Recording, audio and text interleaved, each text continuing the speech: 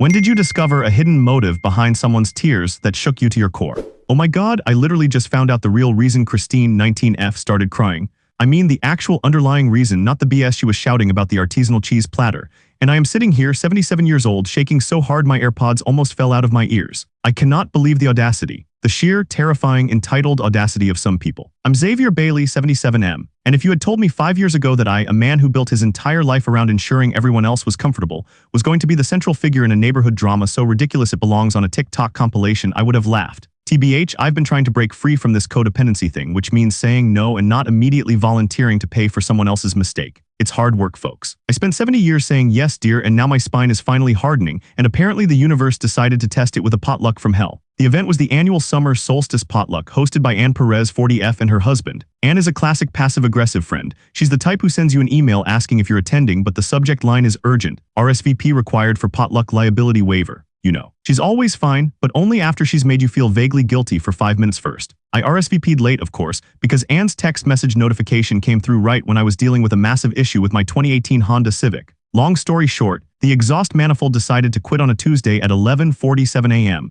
requiring an emergency repair that set me back $347. So I was already financially stressed, checking my bank account every 4 minutes to make sure my $1,247 rent for apartment 3B was still covered. Anyway, the potluck was Saturday night, 5:30 p.m. I volunteered to bring my famous 3-bean salad. It's light, it's reliable, and honestly it doesn't require refrigeration, which is helpful when you're driving a car that smells vaguely of burning oil. I arrived precisely at 5:28 p.m. I always try to be early, that's the codependent in me, always wanting to be helpful. I walked into Ann's house, which by the way is way too big for 2 people, but Ann needed the space for her collection of vintage ceramic geese and the drama was already simmering. The immediate problem, Thomas Torres, 39M. Thomas, oh Thomas, he's the quintessential social climber. He has to be the most successful, most well-connected person in the room, even if he has to lie about his Netflix viewing habits to achieve it. He usually shows up in a ridiculously tailored suit to casual events, driving his BMW that I am 90% sure he can't afford. He's mentioned late Zelle requests from his landlord more than once. He talks nonstop about his new project, which always involves blockchain and disrupting the space, whatever that means. Thomas was supposed to bring the main course. He was in charge of the barbecue chicken. Ann had specifically texted him this 2 days earlier, and I saw the text because she forwarded it to me in a passive-aggressive just checking. I hope he read this move. I put my 3-bean salad on the buffet table next to a bowl of store-bought guacamole, the expensive kind from Trader Joe's, and immediately Ann cornered me. Her voice was that low, tight whisper that means she's about to explode. Xavier, thank God you're here, look at this. She pointed to the spot reserved for the main dish. It was a single, small, plastic-lidded container. Inside, half a dozen dry-looking, slightly burnt chicken nuggets, not even Chick-fil-A. These looked like they came from a gas station freezer case. Where is the chicken? I asked, trying not to laugh. That, Ann hissed, is what Thomas brought. He called it deconstructed artisanal finger food and said he couldn't possibly be expected to ruin his ensemble by standing over a hot grill. I did the little head wobble thing. Deconstructed chicken nuggets. Yes, Ann said, adjusting her slightly too large Apple Watch. And he just dumped them there, announced he had an urgent call with Hong Kong, and went to stand by the bar. The audacity, Xavier, he literally left us with just dips and salads. This is where the entitlement usually just ends. A disappointing dish, a slightly rude guest. But then Thomas strolled back over, holding a ridiculously fancy cocktail he'd clearly made himself, and saw Brian Bailey, 44M, approaching the buffet. Now Brian, bless his heart, is the eccentric elder of our little group. Even though he's much younger than me, he acts ancient. Brian is known for 2 things, his beat-up Toyota Corolla covered in bumper stickers about obscure 80s bands and his intense love of any free food item that is vaguely green. He was wearing cargo shorts and a t-shirt that said, I hate everyone equally. Brian picked up a chicken nugget, he sniffed it. He looked totally unimpressed. Thomas, with this huge fake smile, clapped Brian on the shoulder. Ah, Brian, enjoying the deconstructed concept. It's important to appreciate the intention behind the food, not just the physical manifestation. Brian chewed slowly, grimacing a little. The intention was cheap, Thomas, and it tastes like freezer burn and resentment. This set the stage, you know. The immediate tension was about the food, the effort, and Thomas trying to spin his laziness into an artistic choice. Thomas' smile didn't drop, which is a scary trait in a human. Well, perhaps you should just stick to the side dishes, Brian. My contribution was meant for those with a more refined palate. And then Christine O'Connor, 19F, chimed in. Christine is Thomas' niece and she is terrifying. She's the boundary-stomping grandparent in terms of her attitude. She acts like she is owed everything simply because she exists. She has her iPhone 14 constantly glued to her hand, posting everything to her private Instagram story, usually while complaining about something mundane. She was wearing massive AirPods Max headphones around her neck, even though there was no music playing. She looked Brian up and down. And GL, Brian, you're giving major boomer energy right now, critiquing someone's contribution when you probably just brought chips. Brian, who I am certain doesn't even know what boomer energy means, just stared at her. I brought a 5-layer dip, kid, and I spent $43.67 at Costco on the ingredients. What did you contribute? Christine scoffed, flipping her hair. I contributed my presence, and I also brought the $20 bottle of organic kombucha, which, unlike that disgusting 3-bean salad, actually promotes gut health. She gestured vaguely at my salad. I felt that familiar tightening in my chest. The old Xavier would have immediately apologized for the bean salad, offered to move it, maybe even thrown it out and replaced it with Talenti gelato just to keep the peace. But I paused. I took a breath. Thomas jumped in quickly, smoothing things over, but only because Anne was giving him the laser beam stare. Christine, sweetie, we agreed no critiquing the contributions. Everyone knows Xavier's bean salad is a staple. He patted my arm a little too hard. That's when Anne, the passive-aggressive queen, stepped up. Actually, Thomas, there is a much bigger issue here than the bean salad, which, by the way, is perfectly lovely. The issue is the $85 plumber charge I just got this morning, thanks to someone flushing an entire paper towel down my guest bathroom toilet. Silence. The sound of someone opening a bag of Stacy's pita chips seemed deafening. Thomas looked completely innocent. Christine went back to furiously texting, her cracked screen glowing pink. Brian just took a huge scoop of my bean salad, and continued, eyes narrowed. I paid the plumber who was here before 9 a.m. Thomas. He specifically said it was a heavy-duty paper item, not regular tissue. And since you were the first person who used that bathroom when you stopped by Thursday to check on the layout for the party, I am pretty sure it was you. My Ring doorbell footage actually confirms you went in there with a bundle of things from your car. Thomas started stammering. Wait, what? What are you saying? That never happened. You're remembering it wrong, Anne. I was just checking my AirPods case in the bathroom. I needed privacy for a work call. Anne sighed the deepest sigh of the night. Thomas, I saw a Venmo request come through from your account yesterday at 5:00 p.m. to Christine for $85 for paper towel incident fix. The math is not mathing, you know. My jaw literally dropped. Anne was holding a full receipt for the plumber's fee and a screenshot of the Venmo notification. She had done her homework. Thomas turned beet red, but he maintained that terrible, entitled composure. That was a joke, Anne. Christine needed money for, I don't know, organic coffee. You are being completely dramatic. You are being too sensitive. Gaslighting in full force. No, I'm not, Anne said calmly. I'm just asking for the $85 back plus the $20 in Talenti gelato I had to buy as comfort food after dealing with the plumbing company. $105, Thomas. This is where the entanglement started. The moral dilemma was brewing, and it wasn't just about the money anymore. Thomas pulled out his phone and started scrolling furiously, pretending to check his bank balance. He wasn't looking at Anne, he was looking at Christine. Christine suddenly stopped texting and looked up, her expression changing instantly from bored teen to aggressive defender. She saw the conflict rising and she saw Thomas cornered. Are you seriously harassing my uncle over $85? Christine demanded, stepping forward. He literally just told you he's dealing with a massive corporate merger and you're worried about a stupid clogged toilet. It was just a paper towel. People make mistakes. It's about accountability, Christine, I said, unable to stop myself. The new Xavier spoke before the old Xavier could clamp down. If you make a mess, you pay for it, especially if you bring disgusting chicken nuggets and call them artisanal. Christine turned her full rage on me. Oh my God, Xavier, you're so judgmental. You and your disgusting, watery bean salad. Honestly, you should just leave. You're always bringing down the vibe. This is typical of older people, always focusing on negativity and money. Thomas is just trying to live his life and you're attacking him. Thomas didn't defend me. He didn't defend Anne. He just stood there looking vaguely smug that Christine was doing the heavy lifting for him. You know what? Thomas said, suddenly putting his phone away, crossing his arms. I'm not going to sit here and be accosted by people who don't understand the pressure I'm under. I actually tried to do something nice for this party and all I get is harassment over a minor incident. Minor? Anne squeaked. $105 is not minor to me, Thomas. Oh, please, Anne, Christine sneered. You guys own this McMansion. $105 is like pocket change, you're just cheap. Maybe you should be focusing on your massive carbon footprint instead of a paper towel. I felt my heart racing. This was exactly the kind of confrontation I avoided for decades, but the sheer hypocrisy was making my ears ring. Wait a minute, I interrupted, my voice shaking a little but steady enough. Christine, you just said $105 is pocket change. And Thomas, you Venmo'd her the exact amount of the repair bill yesterday. Why, if you were so concerned about this massive corporate merger, would you bother sending her exactly $85 for a joke? Thomas blinked. He looked genuinely rattled for the first time. It was about an Amazon order she wanted. An Amazon order for $85, I pressed. That seems suspiciously specific, Thomas. Anne was watching me, finally seeing a potential ally. Christine stepped directly into my personal space. She was so close I could smell the overpowering sweetness of her vanilla vape. You know what, Xavier, she said, her voice dripping with scorn. This is exactly why you're always invited last. You're needy, you're cheap, and you're obsessed with other people's finances. You spend all your time worrying about other people's PTO hours and security deposits, and you can't even afford a new car. That hurt. That stung like crazy. I looked down at my hands, which were shaking. I was literally shaking. The old me wanted to crawl under the table. Then Brian, my eccentric elder buddy, stepped up. He put his arm around my shoulder. That's enough, kid. Xavier is the most reliable person here, and at least he isn't pulling out $200 withdrawals and pretending he's broke when he owes his friends money. Everyone froze. Brian's voice was totally calm, which made the comment 10 times worse. Thomas's face went from angry red to sickly white. He looked at Brian with pure panic. What are you talking about, Brian? Thomas whispered. Brian, still chewing the bean salad, shrugged. Oh, I saw your Cash App receipt, Thomas. You accidentally forwarded it to the neighborhood mailing list, remember, Tuesday at 3:00 p.m. $200 labeled emergency dog walking funds. But you don't have a dog, Thomas, and you certainly didn't look broke enough to beg Christine for $85 when you just withdrew $200. Now the air was thick. The drama escalated past the toilet and the chicken nuggets. We were in full-blown financial deception territory. Christine's eyes, usually sharp with entitlement, were wide with confusion and maybe a little fear. She looked at Thomas, then at the table, then back at Thomas. "Wait, Uncle Thomas," Christine said. "You told me you didn't have the $85 because your credit card was being weird and you needed me to spot you the plumber bill. You said you'd Venmo me when you got paid on Friday. That's why I sent you the $85 request." Thomas looked like he wanted the earth to swallow him whole. "I can explain that," Thomas stammered. "It was a payment processing delay," and didn't even bother arguing about the money anymore. She was focused on the betrayal. "So you lied to me and you lied to Christine just so you wouldn't have to pay for wrecking my plumbing?" "No, I mean yes, look, it's not a big deal," Thomas yelled. Then Brian dropped the real bomb. He stepped away from me, looking straight at Thomas and Christine. "It is a big deal, Thomas, because that $200 withdrawal wasn't for dog walking. That was for the betting pool." Brian paused, letting the silence build.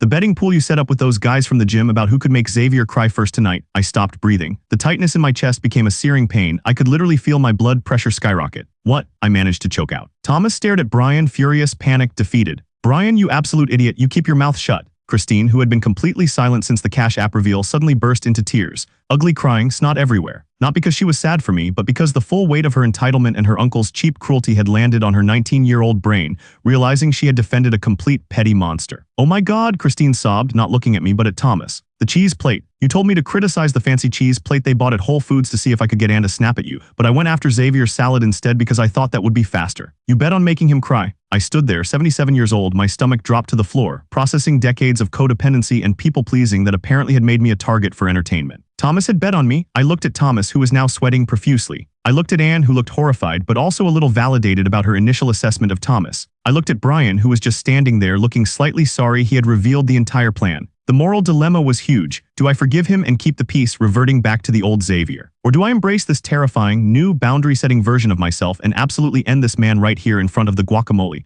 Before I could speak, Thomas grabbed Christine's arm, trying to hustle her out the door. "We are leaving, this is ridiculous." "Xavier, I apologize if you misheard what Brian said. He's clearly been drinking. This is all a huge misunderstanding. He was trying to gaslight the entire room. And I did something I haven't done in maybe 40 years. I raised my voice. "You are not leaving, Thomas," I said, my voice surprisingly steady despite the roaring in my ears. "Not until we establish what exactly you were betting on. Was it a specific action, a specific phrase? Did you take pictures of me for this betting pool?" Thomas stopped dead in the hallway. Christine was hiccuping next to him. He turned slowly. His face was pure malice now, the social climber facade completely gone. "Fine, Xavier," he sneered. "Since you want to be a drama queen about it. Yes, we had a pool. The objective was simple, get the old man to apologize for existing. And you know what? You almost did it with that ridiculous 3-bean salad of yours. You started to apologize for it, didn't you? You always apologize, Xavier. It's pathetic. The ultimate insult. The thing I was trying so hard to overcome, my compulsion to apologize and make others comfortable, was his currency." Anne, finally finding her voice, stepped forward, phone in hand. "Thomas, you are truly sick. Get out, and I expect that $105 Zelle payment by midnight." Thomas scoffed.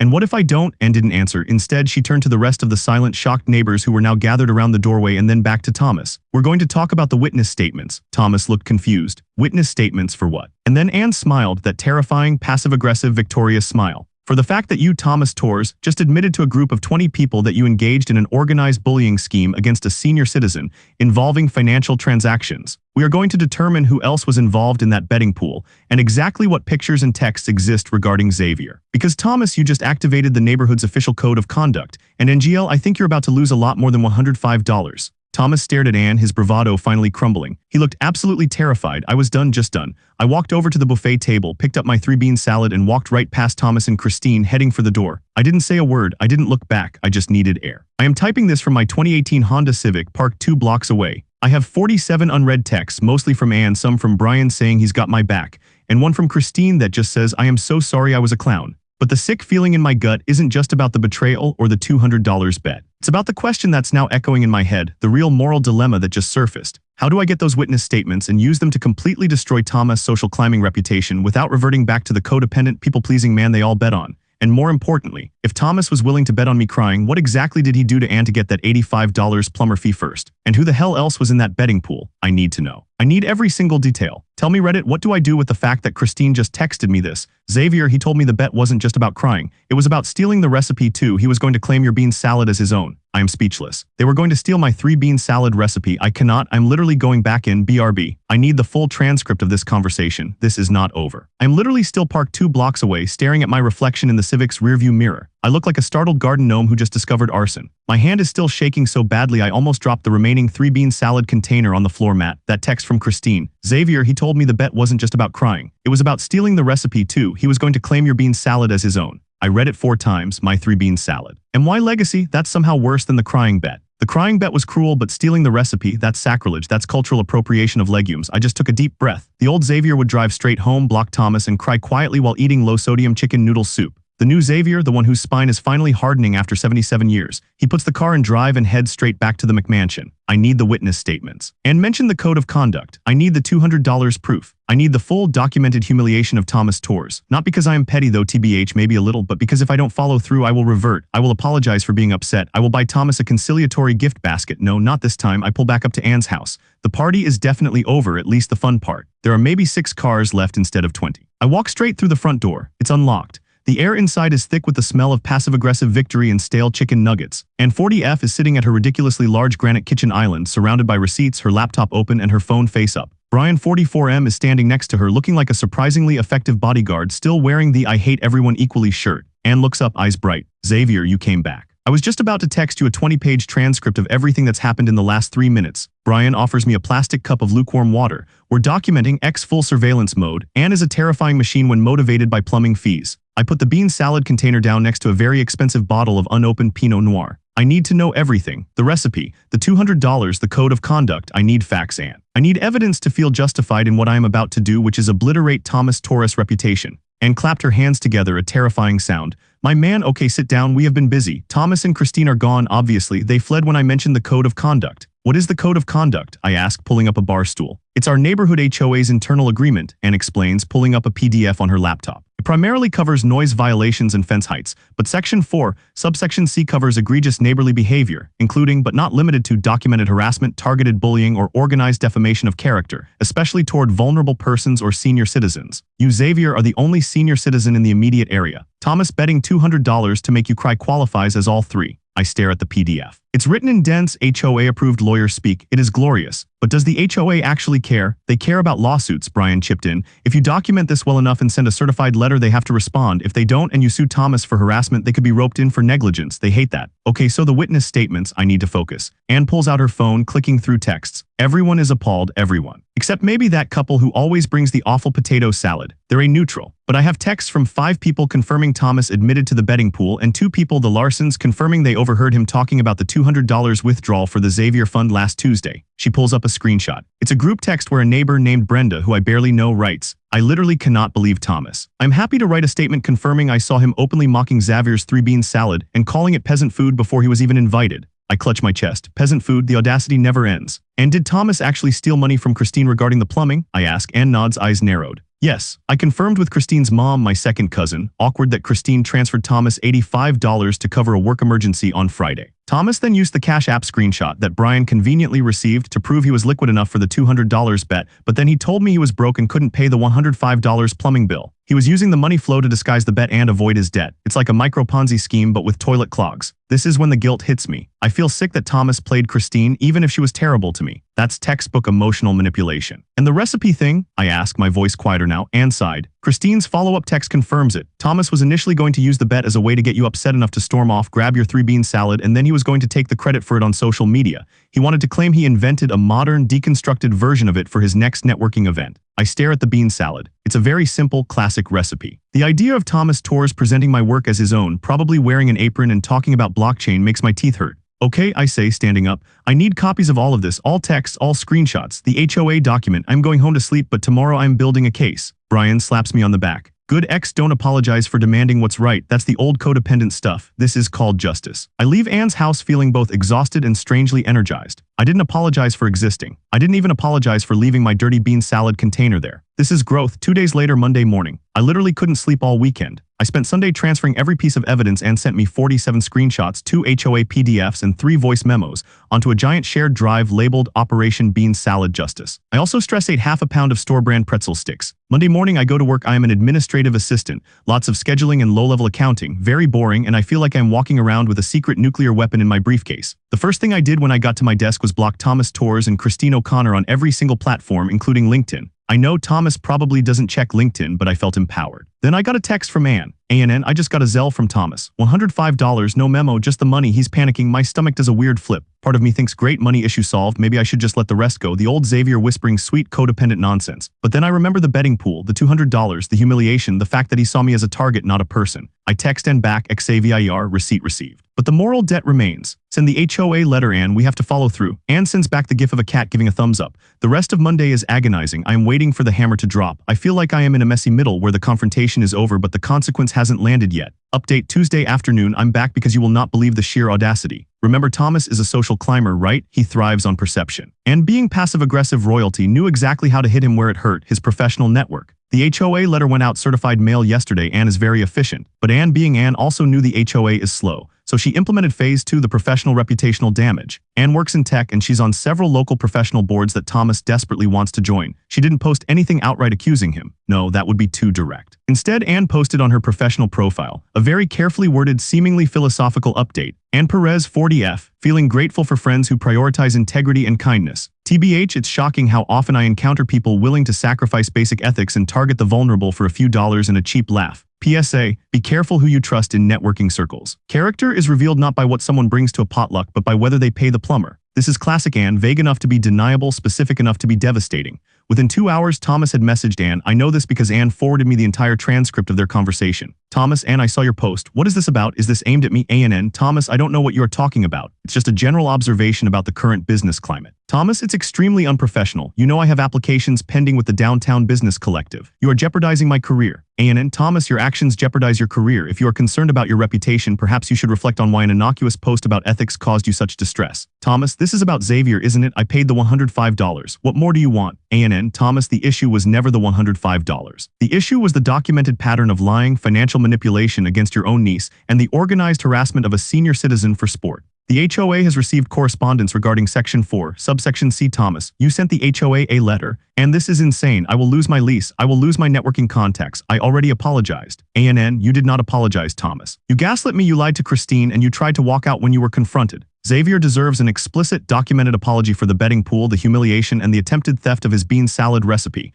And the $200 you won from the betting pool needs to be donated to a charity of Xavier's choice. Thomas immediately stopped responding. He went dark. This felt like a small victory, but it also ramped up my anxiety. Ann is right. I need the apology. I need the $200 back even if it's donated. I need this process to finish so I can feel safe existing in my own neighborhood again. 3 days after that Friday morning, I had a breakthrough moment with my therapist this week, Dr. Emily. I told her the entire saga, from the civic exhaust manifold to the attempted bean salad theft. She just kept nodding. Dr. Emily pointed out that my codependency wasn't just about trying to please others. It was also about controlling the environment to prevent conflict. Thomas didn't just target my politeness, he targeted my need for harmony. He knew I'd rather apologize for a perfectly good salad than deal with the confrontation. The goal now, Xavier, Dr. Emily said, is not to destroy Thomas but to protect yourself and to maintain the boundary you finally built. You need to see this through not for revenge but for validation. Okay, validation, I like that word better than revenge. I decided I needed to get out of the house. I drove my Civic, which still smells faintly of burning oil, TBH, to my favorite local coffee shop, The Daily Grind, which is about 5 miles outside the immediate neighborhood.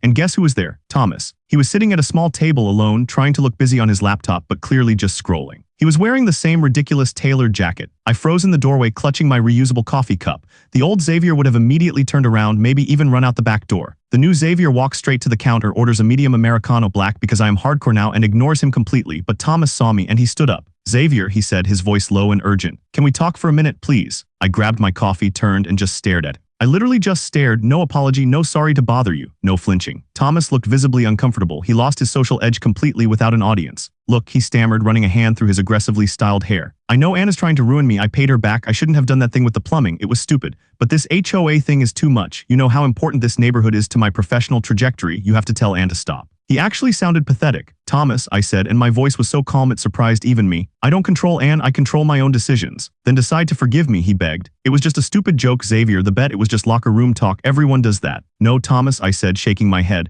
The fact that you think organizing a financial wager to humiliate a friend constitutes locker room talk is exactly the problem, and it wasn't just me. You lied to your niece and stole her money to fund your pettiness. That's calculated cruelty. He leaned in, trying the manipulative whisper again. Don't you remember all the good times we had? That time I helped you fix your router. We are friends, Xavier. Don't let Anne ruin our friendship. I looked down at his ridiculously expensive watch, then back at his pleading eyes. You targeted my greatest insecurity, Thomas. You tried to prove I was pathetic and easily manipulated. You bet $200 on my emotional breakdown. You planned to steal my 3-bean salad recipe and take credit for it. That isn't friendship. I felt a surge of pure, cold clarity. The old Xavier would have melted at the mention of the router. The new Xavier just feels disgusted. And I added, stepping closer, I want the $200 you won from the betting pool, not for me. I want it donated to the local senior services fund. And I want the receipt emailed to Anne, Brian, and me within 24 hours. If I don't get that, the full witness statements, including the Cash App receipts and the texts about the recipe, are going to the HOA board meeting next week. Thomas's face crumpled. You're serious? You're going to destroy my entire life over $200? You destroyed the trust, Thomas, I countered. The $200 is just the consequence. You have 24 hours. I turned, walked away from him, and walked straight out of the coffee shop, leaving him to stare into his laptop screen. I drove home feeling victorious, then immediately pulled over and dry heaved for 3 minutes because the adrenaline crash was insane. A week went by where I genuinely thought I had won. The $200 donation receipt for the Senior Services Fund landed in my inbox late Saturday night. The memo line, a very minor disagreement with Xavier. Typical. I forwarded it to Anne and Brian with the subject line, boundary set and payment received. Anne responded immediately, nice, he's suffering. Good job, X. Brian sent a gif of an explosion. I spent the next few days in a state of nervous euphoria. I actually told my boss no when he asked me to stay late for no reason. I bought myself a small, unnecessary splurge, an expensive artisanal jar of Kalamata olives. I was embracing my non-apologetic, self-centered journey. Then the backlash started, not from Thomas but from the periphery. Thomas, being the social climber he is, started subtle triangulation. He couldn't attack me directly without confirming the HOA issue, so he targeted Brian. Brian, my eccentric elder buddy who is technically younger than me, got a surprisingly detailed, angry phone call from Thomas's mother. Brian texted me the summary. Brian, X, Thomas's mom just called me a toxic enabler and accused me of ruining her son's future by spreading gossip about his sensitive betting habits. She said I owe Thomas $50 for emotional distress. LOL, I called Brian immediately. Are you okay? Is she threatening you? Nah, she's harmless, just a classic enabling mother, Brian chuckled. But listen, Thomas is running a new narrative. He's telling mutual friends that Anne and I manipulated you into escalating a minor debt into a neighborhood scandal because we are jealous of his career. This is exactly what I feared. My newfound boundaries were being spun as manipulation by others. It was the ultimate test of my codependency recovery. Was I just being used by Anne and Brian to take down Thomas? I spent an entire afternoon processing this. I called Dr. Emily. She charges $200 an hour, which is brutal but necessary. Xavier, she said patiently, you made the decisions. Anne and Brian provided the mechanism, but you made the demands. Thomas is trying to make you doubt yourself by shifting the blame. Remember, Thomas thrives on making everyone else feel responsible for his bad behavior. That clicked. I am not responsible for Thomas's humiliation. Thomas is. Fast forward to this morning, the Christine situation. I got a text message from an unknown number. I almost deleted it, but the new Xavier is brave. It was Christine 19F. CHRST. Xavier, I need to talk to you, please. I hesitated. She was horrible to me at the potluck. She called my salad disgusting. She called me needy and cheap, but she was also a victim of Thomas's manipulation. Xavier, what about Christine? CHRST. It's about the bet. I didn't know the Cash App thing until Brian said it. I really thought he was just out of money. I feel like such an idiot. I owe you an apology. Xavier, I appreciate that, Christine. CHRST. I'm really sorry I called your salad disgusting. My grandpa Thomas's dad always taught me that if someone feeds you, you say thank you. I was trying to defend Thomas and I didn't know how horrible he was being. This was a genuine apology, no deflection. No mention of the HOA, CHRST, but I also need to tell you something else. He did steal your recipe, not physically, but he recorded you talking about it. My heart sank. Recorded, CHRST. Yeah, he had a small recorder set up near the buffet disguised as a power bank. When you were talking about soaking the beans and the specific acidity of the vinegar, he was recording the process. He already started typing it up and labeling it the Tor Solstice Bean Dish, a deconstructed classic. I am literally shaking again. I'm 77. I shouldn't have to deal with covert food espionage. Xavier, did he distribute the recipe? CHRST. Not yet, but he was going to post it on his new executive chef Instagram profile this weekend. Xavier, do you have the recording? CHRST. No, but I have the typed draft. I screenshotted it before I left his house that night. He left his laptop open. I'm sending it now. My phone dinged 4 times, 4 perfect, clear screenshots of my 3-bean salad recipe transcribed with minor, pretentious edits, a light drizzle of artisanal avocado oil to finish. I used standard olive oil NGL. At the top in bold was the title, TORRES Solstice 3-bean salad EST, 2024. I felt a cold rage. This was the final straw. The humiliation, the money, the lying, the gaslighting, all bad, but trying to steal my legacy, unforgivable. I immediately forwarded the screenshots to Anne and Brian. ANN text, OHMY God, the unmitigated gall, this is gold. Brian text, this crosses the line from bullying to actual intellectual property theft, even if it's just a bean salad, we need to end him. Xavier, I need to confront him about the recipe theft. And I need Christine to confirm the recording. CHRST. I will. I just want out of this drama. I already apologized to Anne too. I'm trying to be better. I'm starting community college soon and I don't want my life tied up in my gross uncle's scams. I actually felt a flicker of genuine respect for Christine. She was a jerk, yes, but she was 19 and she was doing the hard work of accountability that Thomas 39M refused to do. She had done the right thing by sending the evidence. The final confrontation, the community center parking lot, Saturday morning. I decided I needed to face Thomas one last time, away from Anne's house, away from the influence of the neighborhood, and crucially away from the influence of my own kitchen. I chose the community center parking lot, which is technically HOA property, just to keep the legal leverage. I asked Anne and Brian to meet me there, parked discreetly nearby, ready to jump out if Thomas tried anything. Not that 77-year-old me is a physical threat, but having Brian's I hate everyone equally energy nearby is comforting. I texted Thomas Xavier, community center parking lot, 10:00 a.m. You need to return the physical recording device and the recipe document. If you don't show up, I'm filing a police report for harassment and theft. He responded immediately, Thomas, you wouldn't dare. Xavier, try me. He showed up at 10:07 a.m. late because Thomas has to be late even for his own execution. He looked haggard. His suit jacket was slightly wrinkled. He stormed over to my Civic, which I had deliberately parked in a bright, visible spot. What is this, Xavier? What is this nonsense about a police report? You are harassing me now. I paid the $200 I paid Anne, he hissed. I stepped out of the car holding my phone open, showing the screenshot of TORRES Solstice 3-bean salad. You didn't just bet on my tears, Thomas, I said, keeping my voice low but firm. You plan to steal my recipe, record me without my consent, and claim my work as your own. That is not a joke. That is theft, and it is documented harassment under the HOA Code of Conduct, which you have received a letter about. His face went white again. He knew Anne wasn't messing around. That's a rough draft, he sputtered. I was just inspired by your work. It was going to be a collaboration. I was going to give you credit later. You called it the Taurus Solstice bean dish, I countered. No credit for Xavier Bailey, 77M, the man you were actively betting on crying. Where's the recording device? He fumbled in his inner suit pocket, pulling out a tiny black rectangular USB power bank that, upon closer inspection, clearly had a microphone hole. Take it, he spat, shoving it into my hand. It's empty anyway. I deleted the audio. This is ridiculous. Why are you doing this to me? I thought you were the nice one. That phrase, the nice one, felt like a stab in the heart, but also a final confirmation of the toxicity I needed to escape. My kindness was weaponized against me. I am the fair one, Thomas, I corrected him. You will immediately delete every trace of the Taurus Solstice 3-bean salad document. You will send me a screenshot proving the deletion right now. He hesitated, scrolling through his laptop screen with trembling fingers. Anne and Brian's car, a beige Toyota minivan, slowly drove by the perimeter of the lot, reminding Thomas he was surrounded. He deleted the file and took the screenshot. Now, I continued. You will send a final, unequivocal apology to Anne, Brian, and me, acknowledging that you engaged in harassment, lying, and attempted theft of intellectual property. This apology will include the phrase, I accept full responsibility for my actions and will not contact Xavier Bailey, Anne Perez, or Brian Bailey again. Thomas stared at me, his eyes full of hatred. The facade was totally gone. He was a small, petty man who had been caught trying to climb a ladder with stolen materials. I won't write that, he snarled. Then I'm taking this recorder to the police, Thomas, I said, tapping the device. And Anne is calling the HOA board right now. He knew Anne was crazy enough to do it. He knew the risk to his social life was terminal. He pulled out his phone and typed furiously. He showed me the screen, a detailed, painful, humiliating apology, including the exact phrase I requested. He hit send. He looked up at me, his eyes blazing. You will regret this, Xavier. I will make sure everyone knows you're just a cheap, manipulative old man who hides behind his friends. I accept your apology, Thomas, I said calmly. And I don't hide, Thomas, I just stopped apologizing for existing. I got into my Civic and drove away. I watched in my rearview mirror as Anne and Brian immediately pulled up to Thomas, presumably to deliver a final, passive-aggressive lecture about his life choices.